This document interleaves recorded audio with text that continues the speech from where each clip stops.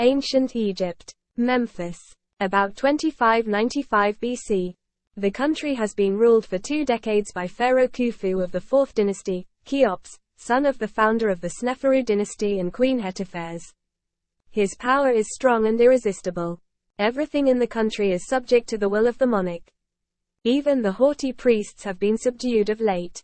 All these long years Khufu has been building the Great Pyramid, the largest in the history of the country.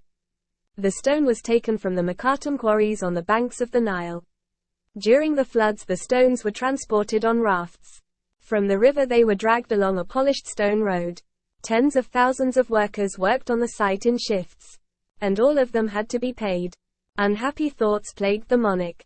The Great Pyramid was almost finished, not much left, they could do it in a year. But the coffers were utterly empty. Empty. And there was nothing to pay the stonemasons. And if they are not paid, they will refuse to work. And that would be a disaster.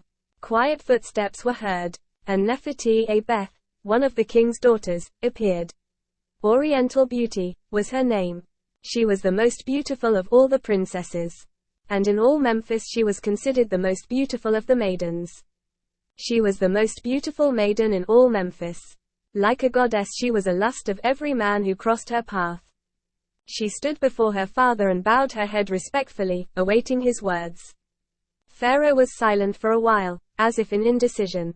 Then he spoke strange words. You will go to the city and sell your body. And you will do so until it is no longer needed. Nefertiti-Beth could not refuse her father. So she took up an ancient profession. The beautiful princess was a big hit with the local men. The queue was long in the morning, in spite of the very high tax. How long the princess worked is unknown. However, the pharaoh was pleased with her earnings. I understand that this story sounds dubious. But all questions are for Herodotus.